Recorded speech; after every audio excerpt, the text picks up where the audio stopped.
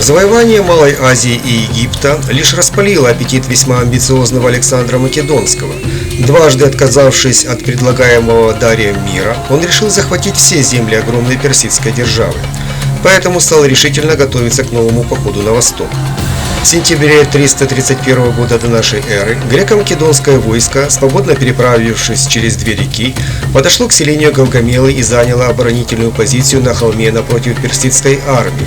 Царь Дарий III учел свои ошибки двухлетней давности и хорошо подготовился к следующей битве. Мобилизовав все ресурсы своей империи, он собрал огромную армию, в которую входили жители подконтрольных ему сатрапий и представители союзных племен. Общую численность персидского войска древние источники сильно завышают, указывая цифры от 200 тысяч до 1 миллиона воинов. Действительная численность была значительно ниже, около 100 тысяч пехоты и 15 тысяч кавалерии. Противостоящее им македонское войско состояло примерно из 40 тысяч пехотинцев и 8 тысяч конников.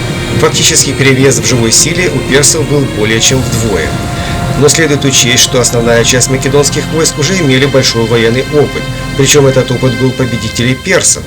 Поэтому их моральный дух был довольно высок, чего нельзя сказать о духе завоеванных персами народов. Они были готовы бежать при первой возможности, спасая собственные шкуры. Тем более, что авторитет возглавлявшего их трусливого царя значительно упал после ряда прошлых поражений. Да и качество тогдашнего оружия македонской армии превосходило качество оружия сборного персидского войска.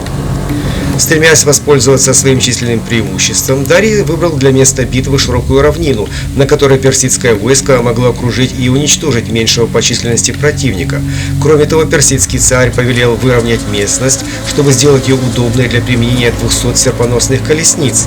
Они должны были расстроить слаженный строй копейной фаланги и сделать ее уязвимой. Командиры македонян трезво оценивали опасность сражения с персами в открытом поле, поэтому на военном совете в шатре Александра Парменион предложил провести ночную атаку на персидский лагерь. Однако македонский царь отказался, заявив, что не собирается красть победу у неприятеля. Для отказа от подобного плана у Александра были веские основания, ведь в темноте он не смог бы верно оценить картину боя, да и слаженные действия его войск в темноте были бы проблематичны. А вступать в сражение с численно превосходящим противником в надежде на удачу было бы весьма опрометчиво. Отдав необходимое распоряжение, Александр удалился в свой шатер. По историческим источникам он испытывал серьезное беспокойство, поскольку в предстоящем сражении решался вопрос о власти над всем Востоком и о его собственной жизни. В конце концов, молодой Александр уснул так крепко, что на следующее утро его разбудили с большим трудом. Не исключено, что он принял изрядную дозу спиртного.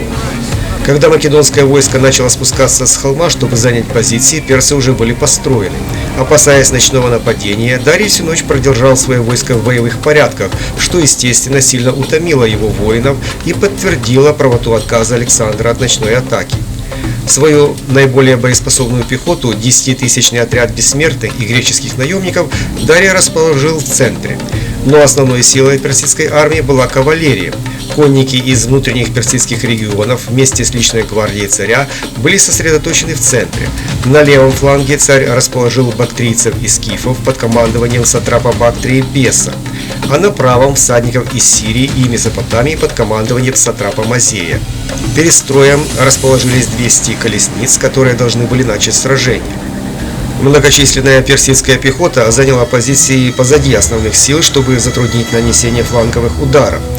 Александр расположил свое войско под небольшим углом к неприятелю так, чтобы более слабый левый фланг был расположен дальше.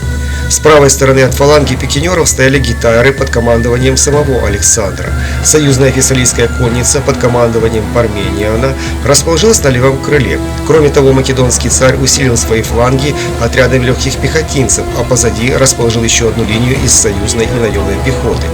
Она должна была сдерживать персов, если те прорвутся в тыл. Многочисленное персидское войско растянулось на значительно более широком фронте. Несмотря на угрозу окружения, Александр не отказался от своей излюбленной тактики атаки кавалерии правого фланга. В этот раз царь повел своих всадников в сторону все дальше, отдаляясь от основных сил. Бактрийцы и скифы, стоявшие напротив, последовали за Александром. Дарий, с тревогой наблюдавший за происходящим, через некоторое время приказал остановить продвижение Александра, и на правом фланге началось кровопролитное кавалерийское сражение. Македонским всадникам пришлось нелегко, поскольку защищенные доспехами скифы и бактрийские катафракты были достойным противником. Александр посылал в бой очередные подразделения конницы и легкой пехоты, однако кавалерия персов стойко сражалась. В этот момент персидский царь послал в бой свои колесницы, но с этим оружием уже научились бороться. Македонские фалангиты расступились, образовав проходы в своих рядах, куда и устремились колесницы. Попавших в ловушки лошадей и возниц поражали длинными копьями, а легкие пехотинцы забрасывали их дротиками. Некоторым колесницам удалось преодолеть первую линию пехоты, но они были окружены и обезврежены резервными частями Александра. Пока в центре македонцы боролись с колесницами, на левом фланге сатрап Мазей во главе персидской конницы ударил по частям Пармениана. Опытный македонский военачальник ранее уже выдерживал натиск превосходящего по силам неприятеля, однако на этот раз дело обстояло хуже. Мазей смог потеснить конницу Пармениана, и в образовавшуюся между фессалийцами и фалангой брешь прорвались отдельные конные отряды. Но они не атаковали фалангу с тыла, а устремились к македонскому лагерю в надежде его разграбить. Там их перехватили отряды второй резервной линии Александра. Однако Мазей продолжал теснить фессалийскую конницу, и Пармениан был вынужден отправить к Александру гонца с просьбой о помощи. В это время на правом фланге македонские всадники вместе с легкой пехотой стали одерживать верх над бактрийцами и скифами. Пытаясь сдержать натиск Александра, Дарий отправил им на помощь отряды персидской конницы, расположенные в центре. Такое решение царя стало роковой ошибкой. Когда персидские всадники покинули свои позиции, двинувшись к бактрийцам, то в центре персов образовалось слабое место. Именно туда Александр решил направить свой главный удар. Взял несколько эскадронов конницы с правого фланга, он пронесся перед наступающими по центру фалангитами, увлекая их в атаку, туда, где расположился сам Дарий. Македонские гитары врезались в ослабленные персидские порядки. Вокруг персидского царя в тот момент оставалась лишь его личная гвардия и немногочисленные греческие наемники. Осознав грозившую ему опасность, Дарий III поступил так же, как в битве при Исе. Он бежал с поля боя, подав пример трусости центральным частям своей армии. Персидский царь проявил поразительную слабость духа, хотя в тот момент исход сражения был еще не решен. Тем временем гитары сломили сопротивление персов на правом фланге и бросились в погоню за бегущими персами. Лишь тогда к Александру прибыл гонец от Пармениана, который до сих пор отбивался от наседавших всадников Мазея. Из-за сильной пыли, поднявшейся над полем сражения, этот сатрап некоторое время не знал о бегстве остальной части персидского войска, но после известия об этом его конница также решила отступить. Когда Александр наконец пришел на выручку Пармениану, то угроза уже миновала.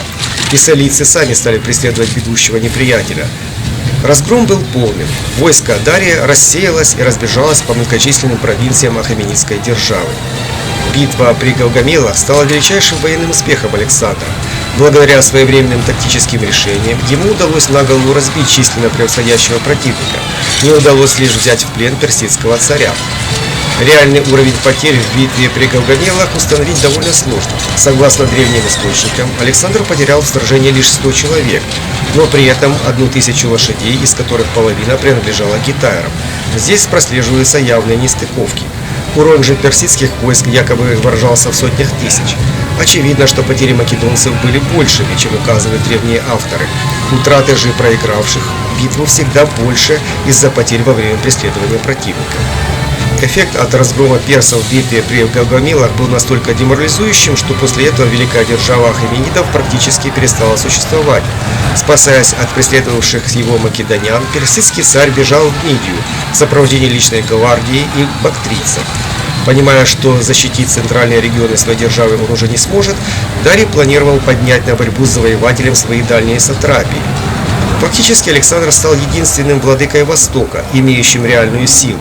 Когда на собрании войск он был провозглашен царем Азии, это являлось лишь констатацией свершившегося факта. Уже ничто не преграждало путь македонцев к важным центрам империи персов Вавилону и Сузам. Кроме того, македонское войско все ближе приближалось к самой столице Персии, Персиполю.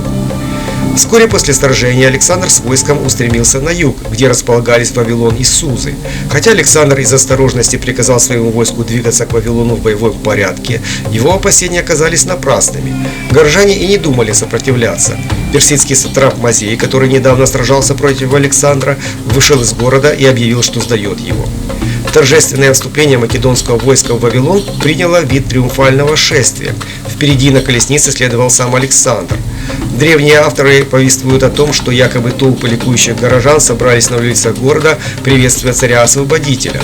Вероятнее, что горожанам нужно было заручиться благосклонностью нового владыки, сохранив статус Вавилона как крупнейшего торгового центра тогдашнего мира.